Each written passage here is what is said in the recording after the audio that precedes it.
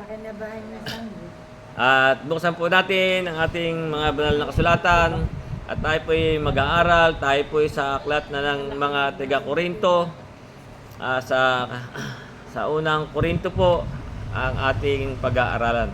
At babasahin ko po hanggang sa 6. At sundan lang niyo ko sa inyong mga banal na kasulatan.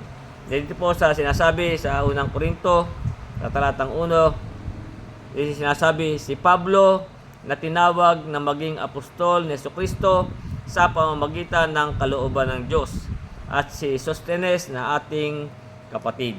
Sa iglesia ng Diyos na nasa Korinto, sa makibagay sa mga pinapaging banal kay Kristo Jesus, na tinawag ng mga banal, nakasama ang lahat ng nagsisitawag sa bawat dako, sa pangalan ng ating Panginoon Jesucristo, na kanila at ating Panginoon. Sumainyo nawa ang biyaya at kapayapaan mula sa Diyos na ating Ama at sa Panginoong Jesucristo.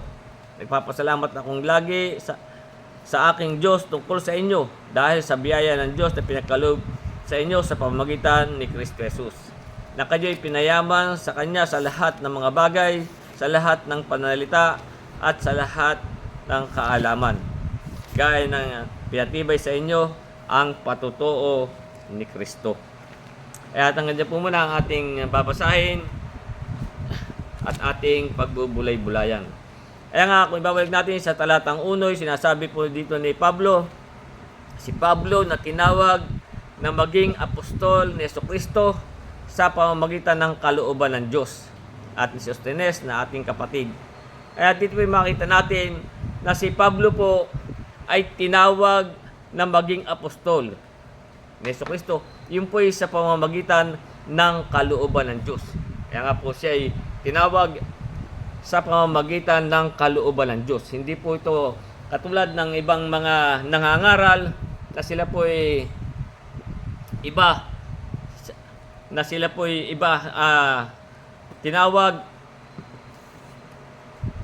Pero meron po sila po yung mga nag-aral sa mga pamantasan ng Biblia.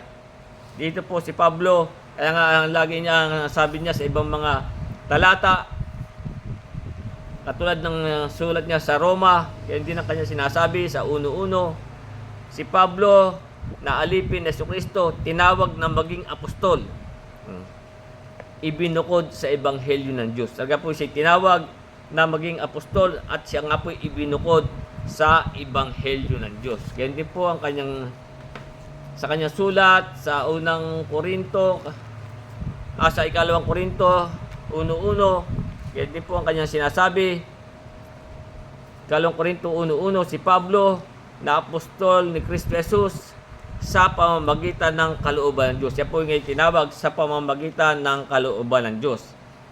At si Timoteo na aking kapatid sa iglesia ng Diyos na nasa Korinto, kalakip ng lahat ng mga banal na nasa buong Akaya. Kaya nga, siya po ay tinawag sa kalooban niya. Dahil nga po, si Pablo po, yan po ay ibinukod. Nasabi nga niya sa kanyang sulat sa Thessalonica, na siya po ay buhat pa sa tiyan ng kanyang ina. Siya ay ibinukod. Sa Galacia po, sa Galacia. Kaya nga, ang sabi nga po niya sa kanyang sulat, sa aklat ng Galacia, sa Kapitulo 1, sa talatang 15, dito sinasabi ni Pablo, 1:15 ng Galacia, ngunit nang magalingin ng Diyos na siyang sa akin ay nagbukod, buhat pa sa tiyan ng aking ina. Kaya nga po siya po ay numpay, nakabukod na, buhat pa sa tiyan ng kanyang ina. Ako'y tawagin sa pamamagitan ng kanyang biyaya. Kaya nga po'y tinawag sa pamamagitan ng kanyang biyaya. Sino po yung biyaya ng Diyos? Ay yun po yung ating Panginoon sa Kristo. Siya po'y tinawag sa pamamagitan ng biyaya. Kaya nga po siya tinawag ayon sa kalooban ng Diyos. Sabi sa 16, na ihayag ang kanyang anak sa akin upang siya'y aking ipangaral sa gitna ng mga hintil, pagkarakay hindi ako sumangguni sa laman at sa dugo. Pero bago po siya tinawag ng Panginoon, ay siya po muna ay nasa relihyon ng mga Hudyo na inuusig din nga po niya ang iglesia. Pero talaga pong ang Diyos po ay meron ng talagang mga napili at itinalaga. At merong mga buhat pa sa tiyan ng kanyang inay, may mga talaga pong ibinukod. Tulad nga po sa kay Jeremias, ay sinasabi ni Jeremias sa kanyang sulat sa Kapitulo 1,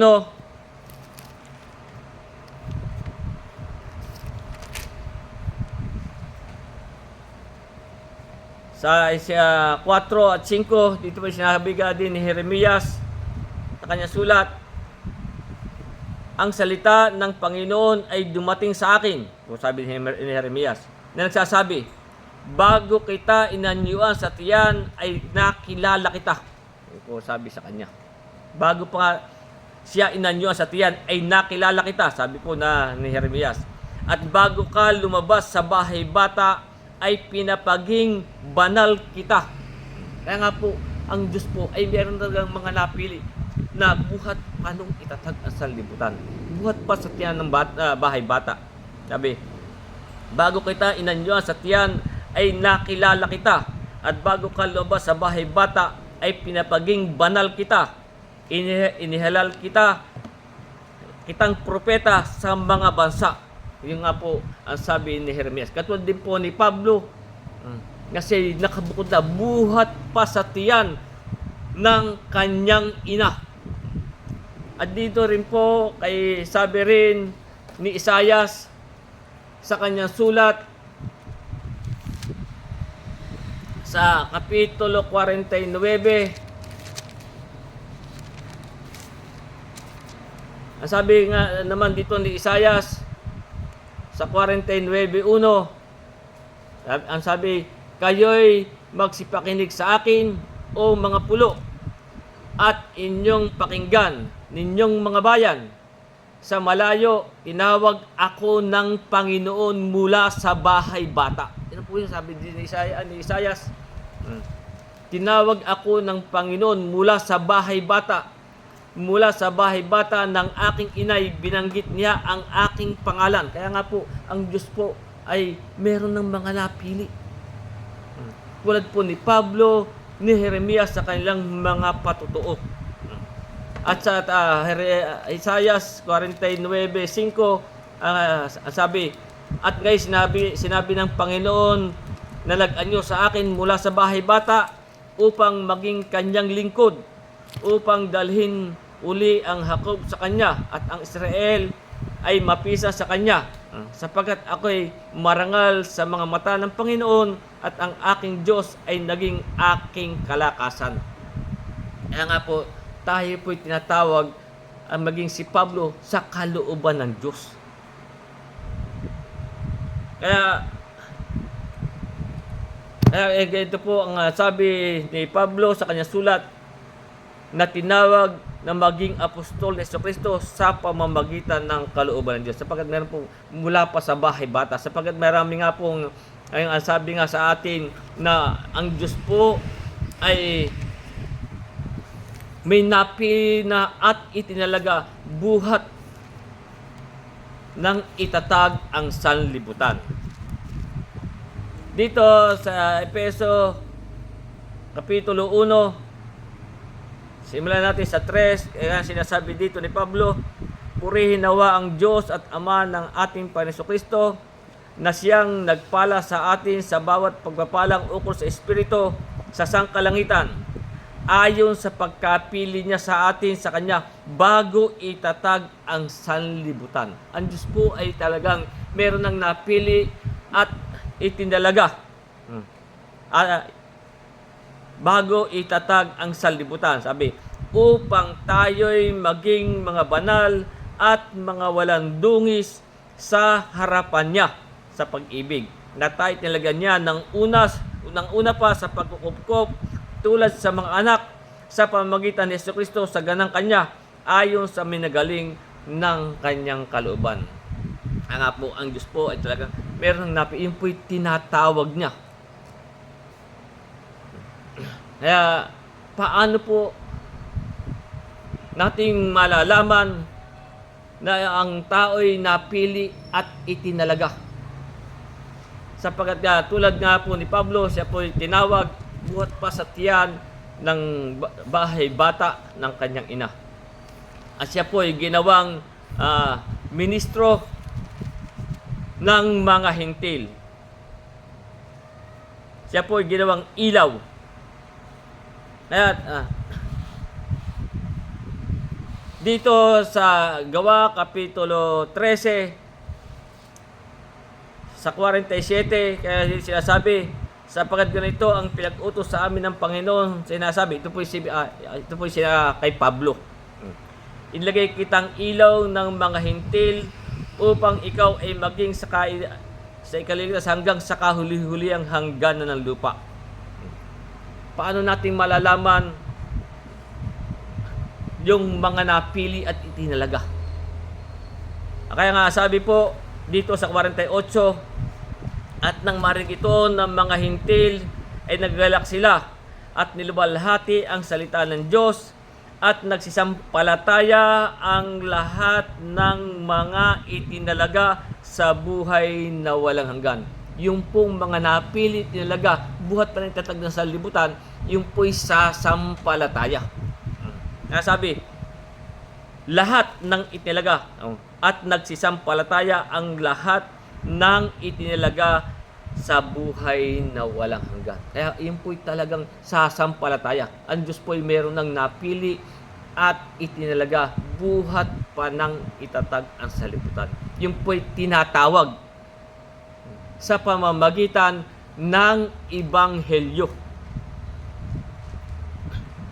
At tulad nga ni Pablo, siya po'y buhat pa sa tiyan ng kanyang ina. Kaya diyan po natin makita, ay sabi ng iba, kami naman yung nananampalataya. Pero tandaan po naman natin, marami pong banggit ng pananampalataya. May hidwa, paimbabaw, pakunwari, maling pananampalataya, at yung pong lumalakad sa bakas ng pananampalataya ni Abraham, yun po yung sakdal na pananampalataya. Dapat po ay ang ating pananampalataya ay sakdal. Sa English po yun ay perfect. Kaya hindi ko mo sabi natin tayo nananampalataya ay tayo napilit nilaga. Hindi po. Dapat po ang ating lakad ng pananampalataya ay tulad ng bakas ng pananampalataya ni Abraham. At dito ay ulitin natin at iugin natin sa talatang 2. Kasi si Pablo na tinawag na maging apostol ni Jesucristo sa pamamagitan ng kalooban ng Diyos at si Sostenes na aking kapatid. Kaya nga sabi dito sa 2, sa iglesia ng Diyos na nasa Corinto. Ito po kasi nga po ito yung sinulat niya sa mga tiga-Corinto. Sa iglesia ng Diyos na nasa Corinto, sa makaibagay sa mga pinapaging banal kay Kristo Jesus. Yun po yung mga pinapaging banal kay Kristo Jesus. Tinawag na mga banal. Talaga po dito tinatawag, meron po ito po may mga tinatawag na mga banal. Sabi, kasama ng lahat ng nagsisitawag sa bawat dako. Ito po kasama na po yung lahat. Sabi ni Pablo, kasama na yung lahat ng nagsisitawag sa bawat dako sa pangalan ng ating Panginoong Jesucristo na kanila at ating Panginoon. Yun po yung kanila at atin din kung iyan po ang ating sinampalatayanan.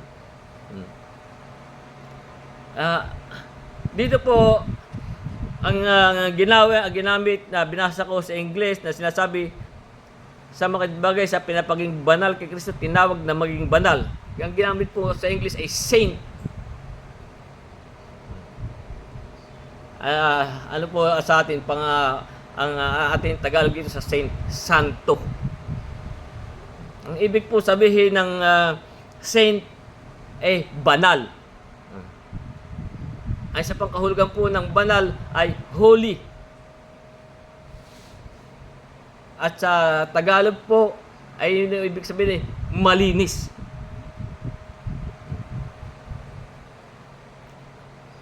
Yun po ang ibig sabihin ng banal. O sa ang ginamit nga po dito ay saint. Kaya yung pong tunay na kay Kristo, yung pong tunay na sumampalataya, yung pong tumatalima sa Ebanghelyo, yun po yung mga tinawag na maging banal. Kaya nga sinasabi ito, matinawag na maging banal, kasama ng lahat na nagsisitawag sa bawat dako. Meron po talagang tinatawag ang ating Panginoon na sabi nga dito sa Roma 1:7, ganun sa sulat niya sa Roma, sabi ni Pablo sa 1:7, sa lahat ninyong sa Roma, mga iniibig ng Diyos, tinawag na mga banal. Dito rin po, ang ginamit po dito ay saint, kung babasahin po sa English. Sumainyo nawa ang biyaya at kapayapaan mula sa Diyos na ating Ama at Panginoong Hesukristo. Kaya tayo po'y tinatawag ng mga banal, maging saint, maging santo. Yung pong iba naman kasi, iba pakahulugan nila sa santo. Pero din po yun, holy.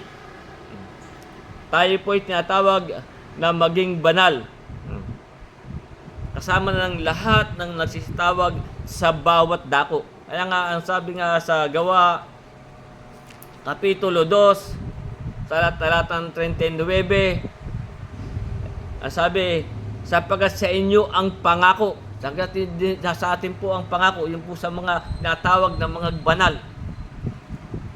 Sapagkat sa inyo ang pangako at sa inyong mga anak at sa lahat ng nangasa malayo. Yung nga po, lahat ng nangasa malayo.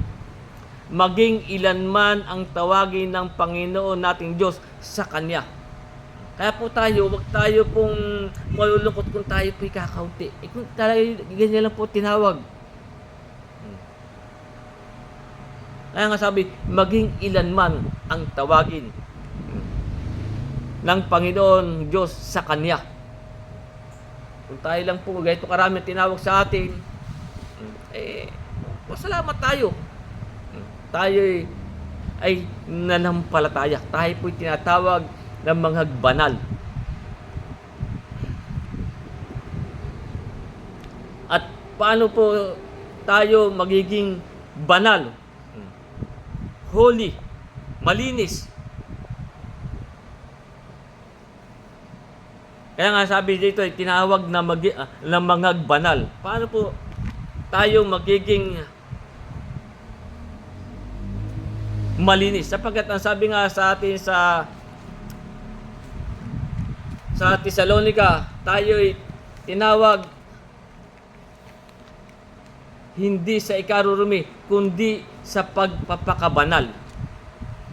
Sa unang Tesalonica,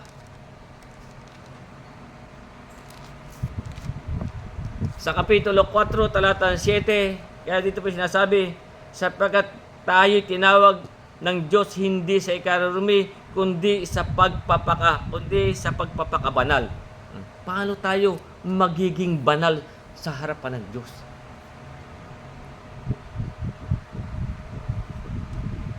At sabi dito sa unang Pedro, sa Kapitulo 1, sa talatang 22, ang sabi dito ni Pedro, yamang nililis ninyo ang mga kaluluwa sa inyong pagtalima sa katotohanan. Doon po tayo malilinis. Yamang nililis ninyo ang kaluluwa sa inyong pagtalima sa katotohanan. Diyan po tayo magiging banal, magiging saint. Yung po sa pagtalima natin sa katotohanan. Ano po ba yung katotohanan ng ating tatalimahin? Sa ating pong paglakad sa pananampalataya, wala pong ibang katotohanan sa atin kundi ang salita ng Diyos. Yun po yung pagsalima natin sa salita ng Diyos, sapagat ang sabi nga po ng ating Panginoon sa Juan 17:17, pakabanalin mo sila sa katotohanan sapagkat ang salita mo'y katotohanan. Ito po ang ating tatalimahin. Ito po ang katotohanan ng ating pinanghahawakan. Pakabanalin mo sila sa katotohanan, ang salita mo'y katotohanan. Diyan po tayo magiging malinis. Diyan po tayo magiging banal. Magiging saint o santo. Sapagkat tayo po'y tinawag na mga banal. At dito rin sa ating paglakad sa pananampalataya, ang sabi nga sa Kawikaan, kung tayo tatalima sa salita, dito sa Gawa 15, sa talatang 8 hanggang 9, ang sabi, at Gawa 15:8, at ang Diyos na nakatataho ng puso ay nagpapatotoo sa kanila, nasa kanila ibinigay ang Espiritu Santo na gaya ng kanyang ginawa sa atin. At tayo hindi itinangis sa kanila na nilinis sa pamamagitan ng pananampalataya ang kanilang mga puso. Tayo po'y lilinisin ng Diyos ang ating sa pamamagitan ng pananampalataya ang ating mga puso. Kaya nga, yung nga po sabi sa atin, yamang nilinis ninyo ang mga kaluluwa sa inyong pagtalima sa katotohanan, sa pag-ibig na hindi pa kunwari sa mga kapatid, ay mag-ibigan kayo ng buong ningas ng inyong buong puso sa isa't isa. Diyan po tayo magiging banal o santo sa pagtalipa po natin sa salita ng Diyos. Kaya mapalad at banal ang makakalaki po sa unang pagkabuhay na maguli. At dito po sa Aklat ng Kawikaan ay sinasabi na yung pong iniingatan po ng Diyos ang lakad ng kanyang banal. Kung paano po tayo magiging banal, ang sabi nga po dito sa Aklat ng Kawikaan sa Kapitulo 2, sapagkat iniingatan po ng Diyos ang daan ng kanyang mga banal. Kung tayo po'y tatalima sa katotohanan, sa kanyang salita. Dito sa Kawikaan sa 2, simulan po natin sa 5. Kaya nga ang sabi po dito, Kawikaan Kapitulo 2 sa 1. Anak ko, kung iyong tatanggapin ang aking mga salita, sabi, at tataglay mo ang aking mga utos, ano pat iyong ikikiling ang iyong pakinig sa karunungan at ihilig mo ang iyong puso sa pag-unawa. Ano po bang unawa? Yun po ang unawang sinasabi po dito, yung pong sinasabi dito sa Kawikaan 5:1, sabi, anak ko, pakinggan mo ang aking karunungan, ikiling mo ang iyong pakinig sa aking unawa. Ito po sa unawa ng Panginoon, hindi po tayo mananalig sa ating sariling kaunawaan.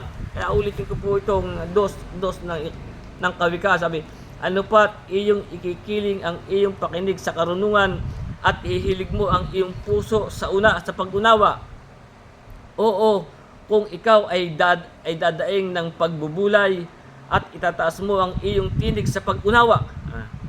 Kung iyong hahanapin siya na parang pilak, dapat po ang Diyos ay ating hanapin na parang pilak. Kung iyong hanapin siya na parang pilak at sasaliksikin mo siyang parang kayamanang natatago. Kung magkagayoy iyong mauunawa ang pagkatakot sa Panginoon. Doon po natin mauunawa ang pagkatakot sa Panginoon. Sabi, kung magkagay iyong mauunawa ang pagkatakot sa Panginoon at masusupukan mo ang kaalaman ng Diyos. Doon po natin masusupukan ang kaalaman ng Diyos. Sapagkat ang Panginoon ay nagbibigay ng karunungan. Sa kanyang bibig nang gagaling ang kaalaman at kaunawaan. Kanyang pinapagtataglay ang matuwid ng magaling na karunungan. Yun po yung mga matuwid. Kanyang pinapagtataglay ng matuwid ng magaling na karunungan.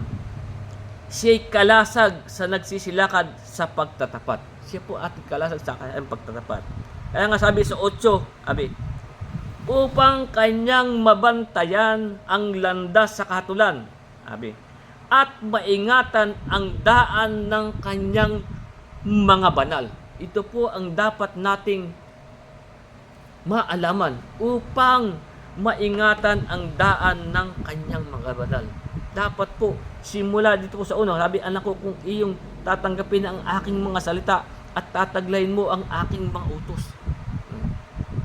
Diyan po tayo'y iingatan ang ating daan ng kanyang mga banal. Kaya, ganyan po ang sinasabi sa atin, sa ating pinag-aaralan. Ano sabi? Sa Iglesia ng Diyos na nasa Corinto, sa makatbagay sa mga pinapagiging banal kay Jesus, na tinawag na mga banal. Ganyan po tayo lalakad. Para po ayun po mga tinawag na mga banal. Sapagkat, yung pong mga banal, yung po yung sabi, mapalad at banal ang makakalakip sa unang pagkabuhay na maghuli. Ito po lagi natin sapagkat iyan po ang ating kapalaran. Yung po lagi natin binabasa sa Apokalipsis 20, talatang 6, kaya sabi, mapalad at banal ang makalakip sa unang pagkabuhay na maghuli. Sa mga ito'y walang kapangyarihan ang ikalawang kamatayan at sila'y magiging mga saserdote ng Diyos at ni Kristo at maghaharing kasama niya sa loob ng 1,000 taon. Ganyan po tayo magpapakabanal. Tayo po tinatawag na kung paano tayo magiging malinis. Na dapat po tayo tatalima sa katotohanan. Kaya nga, sabi dito sa Apokalipsis, Kapitulo 14, sa talatang 12, kaya nga sabi dito, narito ang pagtitiyaga ng mga banal, ng mga nagsisitupad sa mga utos ng Diyos. Ito po yung mga tumutupad sa utos ng Diyos. At ng pananampalataya kay Jesus. Kaya sabi, at narinig ko ang isang tinig mula sa langit nagsasabi, isulat mo, mapapalad ang mga patay na nangamatay sa Panginoon mula ngayon. Yung pong mga namatay. Kaya nga sabi, ang mabuhay si Kristo at ang mamatay ay pakinabang. Sabi, mapapalad ang mga patay na nangamatay sa Panginoon mula ngayon. Oo, sinasabi ng Espiritu upang sila'y mga magpahinga sa kanilang mga gawa sapagkat ang kanilang mga gawa ay sumusunod sa kanila. Kaya nga po, tayo tinawag na mga banal.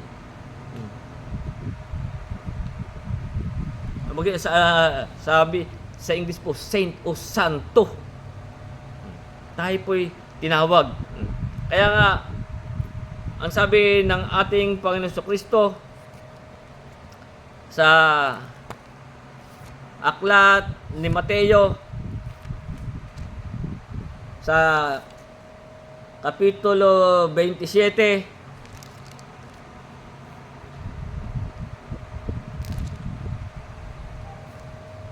ulitin ko yung 14, 13 ng Apokalipsis. Kaya sabi, narinig ko ang isang tinig mula sa langit nagsasabi, isulat mo, mapalad ang mga patay na nangamatay sa Panginoon mula ngayon. Yung po mga namatay sa Panginoon mula ngayon.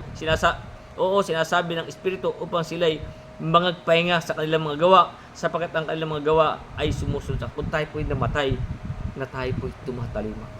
Sapagkat ang sabi po ng ating Panginoon Jesucristo dito sa Mateo 27,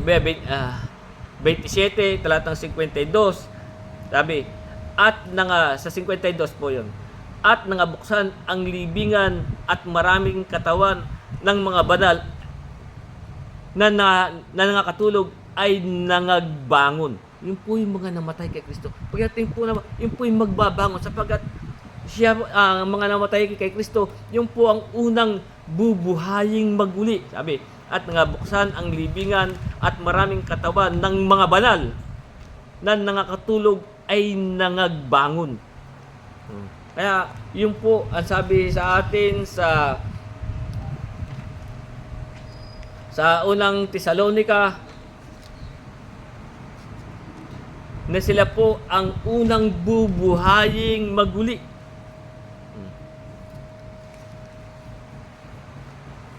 Sa unang Tesalonica 4:13, sabi, ngunit hindi namin ibig kay di makaalam mga kapatid tungkol sa natutulog, yun po yung mga namatay, upang kayo huwag magalumbay na gaya ng iba na walang pag-asa. Kung tayo po'y nangamatay kay Kristo at tayo po'y tumalima, tayo po'y nangagbanal, nagmalinis.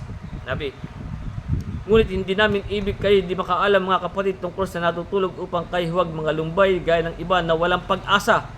Sapagkat kung tayo nagsisampalatayang si Jesus na namatay, nangabuhay, maguli, gayon din naman ang nangatutulog kay Jesus ay dadalhin ng Diyos na kasama niya. Sapagkat ito sinabi namin sa inyo sa salita ng Panginoon, tayong nangabubuhay, nangatitira hanggang sa pagparito ng Panginoon ay hindi tayo nangauna sa anumang paraan sa nangatutulog. Sila po'y bubuhayin. Hindi po, pagdating po ng Panginoon, hindi po lahat ay bubuhayin. Ilang pong mga banal, yung po yung mga tumalima sa katotohanan. Yun po yung sumunod o sumampalataya. Sapagkat kung ibabalik natin sa Apokalipsis 20, hindi po lahat yan ay bubuhayin. Yun po lang mga banal. Yun po yung mga malinis. Dito sa Apokalipsis 20, talatang 4, ang sabi, at nakita ko ang mga luklukan at may mga siluklok sa mga ito. Sila'y pinagkalooban ng paghatol. At nakita ko ang mga kaluluwa ng mga pinugutan ng ulo dahil sa patutuo ni Jesus at dahil sa salita ng Diyos, at ang mga hindi sumamba sa hayop o sa kanilang larawan man at hindi tumanggap ng tanda sa kanilang noo at sa kanilang kamay, sila'y nangabuhay at nagsipagharing kasama ni Kristo sa loob ng 1,000 taon. Ano sabi sa 5? Ang iba sa mga patay ay hindi nangabuhay hanggang sa maganap ang 1,000 taon. Ito ang unang pagkabuhay na maguli. Hindi po bubuhayin lahat. Sino po ang bubuhayin? Yung pong mga banal. Yung po yung mga, ang sabi, ulitin natin yung 14:12, sabi, narito ang pagtitiyagaan ng mga banal, ang mga nagsisitupad sa mga utos ng Diyos. Yung po ang mga bubuhayin. Yung po nagsisitupad sa mga utos ng Diyos at ng pananampalataya kay Jesus. At narinig ko ang isang tindig mula sa langit na sinasabi, isulat mo, mapapalad ang mga patay na nangamatay sa Panginoon mula ngayon. Oo, sinasabi ng Espiritu upang sila'y magpahinga sa kanilang mga gawa, sapagkat ang kanilang mga gawa ay sumusunod sa kanila. Kaya hindi po lahat ay bubuhayin pagparito ng Panginoon. Ilang pong mga banal. Katulad nga po ng binasa ko sa inyo sa Mateo. Ulitin ko yung Mateo. Ito ulit natin para ito po ay ating matandaan. Mateo 27:52 sabi, at nabuksan ang mga libingan at maraming katawan ng mga banal. Yun lang po. na nakatulog ay magbabangon. Yun po ay bubuhayin. Ano po ang ibig sabihin? Kaya hindi po lahat. Kaya ako po natatawa na lang pagka may namatay. See you in heaven. Ito po doon lang sa mga pinapagiging banal. Tinatawag po na mga banal. Kaya nga dito po naman sa ating nakikita na yung pong sinasabi bago ka maging santo. Sa Pilipinas, ilang pa lang po ang santo. Sa lagi, dadalawa pa lang po ba ang ligtas? Bago ka maging santo, dadalhin ka muna sa kanilang pinakamataas na kapulungan. O sabihin natin, yung iba dinala sa Vatican. Hindi ka pa basta magiging santo kung hindi ka pa sisertipayan, nunumbrahan ng kanilang mataas na pinuno. Hindi po ganon ang pinagpaging banal. Yung pong mga inusig ni Pablo, yung po, kung babasahin ninyo sa English, saint. Yung mga inusig ni Pablo. Kung pag-aaralan po nyo sa aklat ng mga gawa. Yun po yung mga tumatalima. Yun po yung mga pinapaging banal. Tumatalima sa katotohanan o sa salita ng Diyos. Kaya yun naman kanilang ginawang santo, niluluhuran naman nila, dinadasalan. Si Pablo nga, si Pedro nga, ano sabi ni Pedro sa kanyang sulat, sa kanya dito sa aklat ng mga gawa, hindi po tayo dapat lumuluhod sa mga ganyan. Yung sinasabi ng santo, padadasalan, magluluhuran. Iyan po'y, ang sabi nga ni Pedro dito sa Gawa, Kapitulo 10, nung siya'y pumunta kay Cornelio sa Gawa 10:24. Ang sabi, at nang kinabukas ay nagsipasok siya sa Cesarea at sila'y hinintay ni Cornelio na tinipon nito ang kanyang kamag-anakan at ang kanyang mga kaibigang minamahal. At nangyari, pagkapasok ni Pedro, sinalubong siya ni Cornelio at nagpatira pa sa kanyang paanan at siya'y sinamba. Ayun po ganyan po ginagawa ng mga karamihan ngayon Sabi ay santo. Kaya marami silang santo na magpapatira pa, sasambahin. Hindi po yan nararapat. Anong sabi po ni Pablo? Sa 26, datapat itinindig siya ni Pedro. Anong sabi ni Pedro? Datapat itinindig siya ni Pedro na sinasabi, magtindig ka, ako man ay tao rin. Ano sabi? Hindi po dapat natin yung mga sasambahin. Yung po sinasabi ng mga santo. Ay dito sa kuwan ay maraming santo. Doon po sila nagdadalangin, doon po sila sumasamba. Pero sa ating pong lakad sa pananampalataya, tayo po tinatawag na mga banal. Kaya nga, ang sabi dito, dapat itindig siya ni Pedro, sinasabi, magtindi ka, ako man ay tao rin. Kaya hindi po dapat nating dasalan, sambahin, yan po sinasabi lang mga santo, maging ang anghel. Ang sabi dito sa aklat ng Apokalipsis sa talata kapitulo 22, nung makita ni Juan ang anghel sa 22 sa talatang 8, ganito po sinasabi, at akong si Juan, ako ang nakarinig at nakita ng mga bagay na ito. At ng aking marinig at makita, ay nagpatira pa ako upang sumamba sa harapan ng anghel na nagpakita sa akin ng mga bagay na ito. Sa 9, ang sabi din sinabi, at sinabi niya sa akin, ingatan mong huwag gawin yan. Ang po ang sabi ng anghel. Ingatan mong huwag gawin yan. Ako'y kapwa mo alipin. Ang sabi ng anghel, ako'y kapwa mo alipin at ng iyong mga kapatid na mga propeta at ng mga tumutupad ng salita ng aklat na ito. Maging yang anghel, di po tumutupad din ng mga salita ng aklat na ito. Ano sabi? Sumamba ka sa Diyos. Kahit nga po yung anghel, hindi po natin dapat yang sambahin o ating luhuran. Kaya nga sabi ng anghel, ako'y kapwa mo alipin at ng iyong mga kapatid na mga propeta na mga tumutupad ng salita ng aklat na ito. Sumamba ka sa Diyos. Kaya dito po maraming mga santo.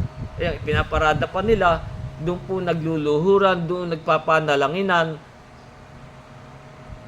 Kaya yan po hindi nararapat sa atin.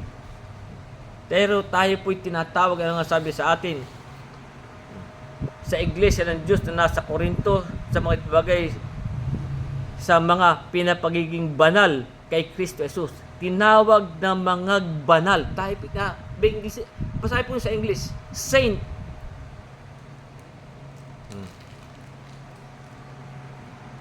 Nakasama ng lahat, kasama na po ng lahat nang nagsisitawag sa bawat dako. Sa pangalan ng ating Panginoong Hesukristo. Yung pong lahat, basta po yung lahat ng tumatawag sa pangalan ng ating Panginoong Hesukristo na kanila at ating Panginoon. Basta po yung kanila at ating, isa po tayo dyan. Kapatid po natin yan. Kung ang kanilang lakad ay lumalakad sa bakas ng pananampalataya ni Abraham. Sapagkat si Abraham po, nila ito sinasabi sa inyo na dito sa kung paano siya lumakad sa pananampalataya. Sa Genesis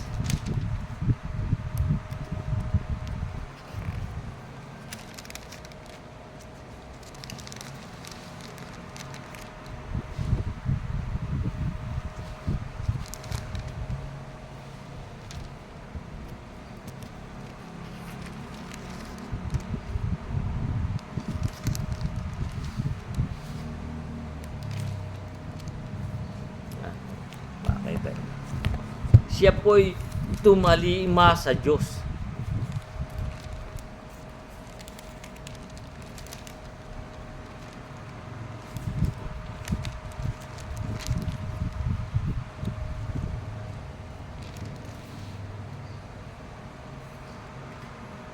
Uli natandaan yun.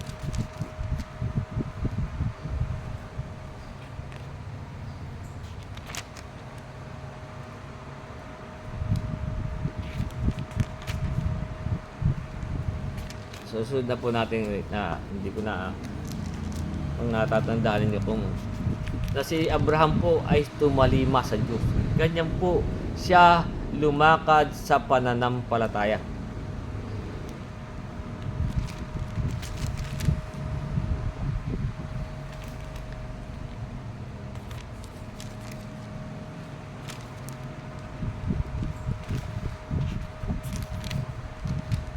Dito po sa Genesis 26, dapat ganito po tayo lalakad sa bakas ng pananampalataya ni Abraham. 26 talata 5, ganito po siya lumakad. Sapagkat sinunod ni Abraham ang aking tinig, ginanap ang aking bilin, ang aking utos, ang aking mga palatuntunan, at ang aking mga kautusan. Ganyan po tayo lalakad sa bakas ng pananampalataya ni Abraham. Na tayo po'y tumatalima. Ganyan po tayo magiging banal. Tayo po'y lalakad sa kanyang bakas ng pananampalataya.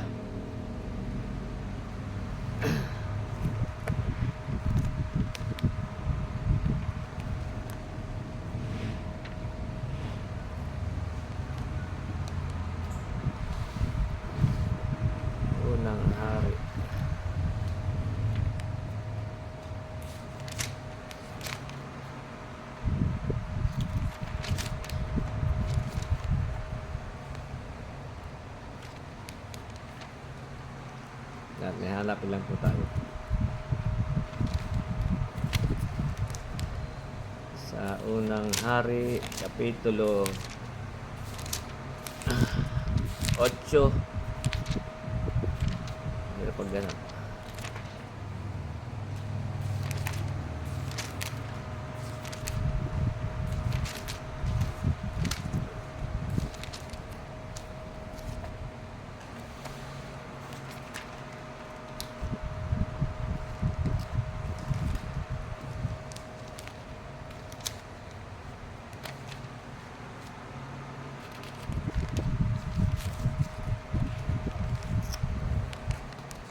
Electric pan.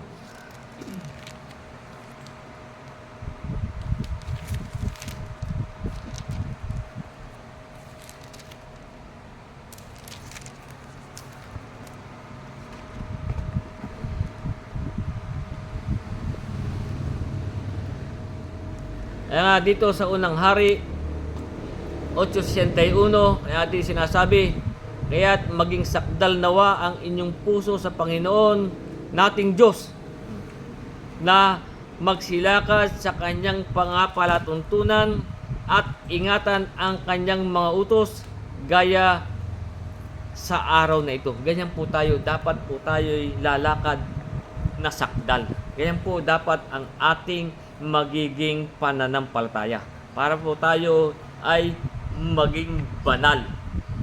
Kaya nga tayo nililinis ang ating mga puso, ang ating kaluluwa sa pagtalima natin sa katotohanan. Ganyan po tayo tinatawag na mga banal.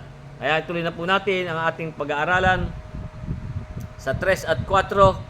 Dito sinasabi, sumayin niyo nawa ang biyaya at kapayapaan mula sa Diyos na ating Ama at sa Panginoong Hesukristo.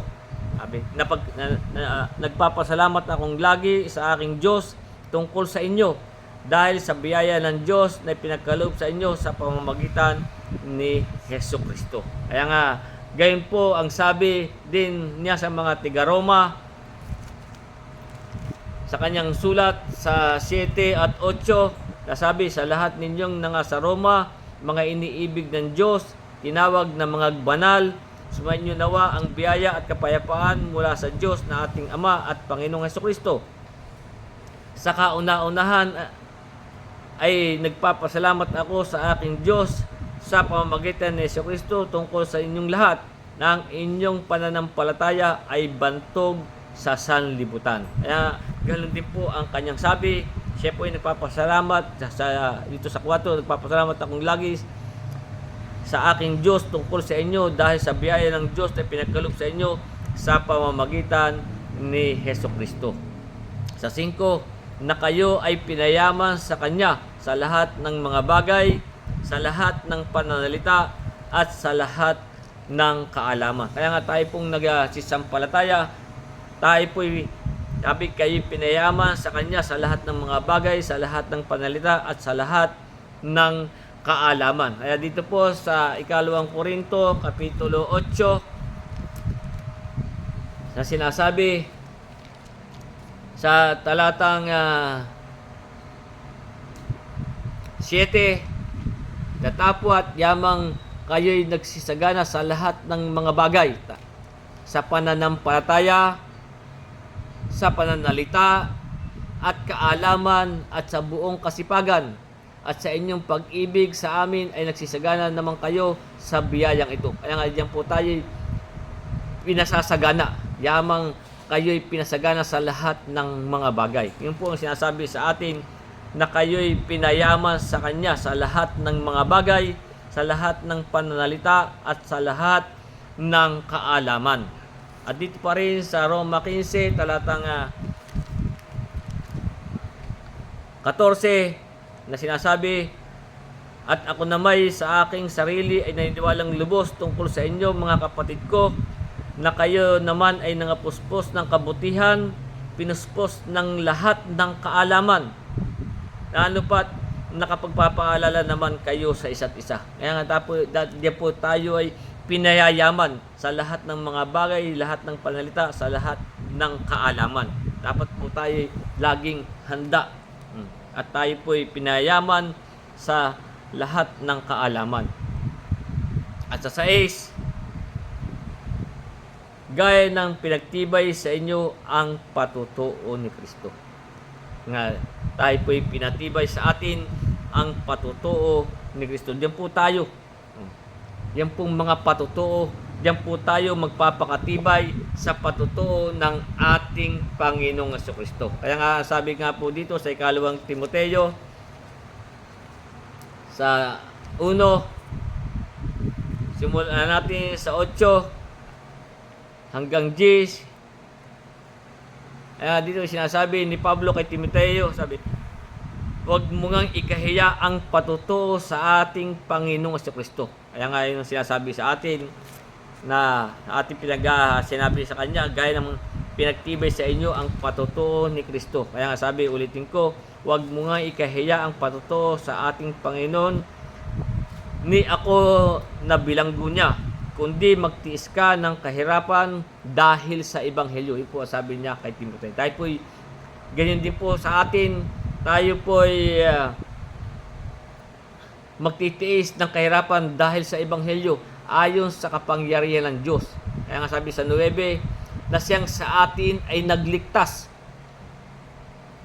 Siya po ang sa atin ay pinatawad na po sa mga nananampalataya, ay po pinatawad na ang lahat ng kanilang kasalanan. Yun po yung nabasa natin dito nasa Colosas po yun. Sabi, na siyang sa atin ay nagligtas at sa atin ay tumawag ng isang banal na pagtawag.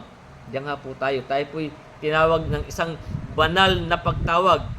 Hindi ayon sa mga gawa. Kaya sabi, hindi sa atin sa mga gawa, kundi ayon sa kanyang sariling akala at biyaya na ibinigay sa atin kay Kristo Jesus, buhat pa ng panahong walang hanggan. Ito po yung sinasabi ko sa inyo, sapagkat ang Diyos nga po ay minapili na talaga bago itatag ang sanlibutan. Natin yan po ay tinatawag niya sa pamamagitan ng Ebanghelyo. Kaya nga, kung ibabalik natin sa Efeso, sa 1:11, kaya nga sabi, tayo rin naman sa Kanya ay ginawang mana, itinalagan niya tayo ng una pa, ayon sa pasya niyaong gawa ng lahat ng mga bagay, ayon sa pasya ng Kanyang kalooban. Kaya nga, anong sabi sa atin?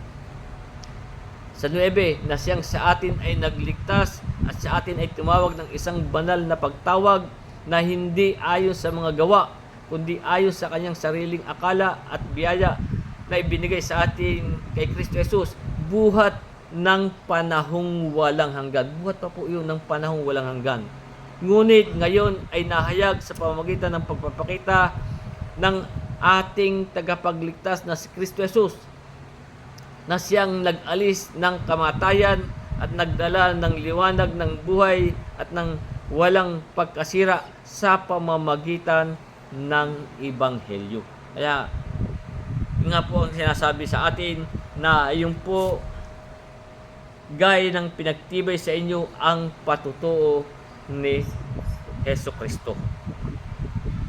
Kaya nga yan po tayo'y tinawag na mga banal. Kaya nga sabi sa atin sa 1 Pedro 1:5, sapagkat ako'y dito po sinasabi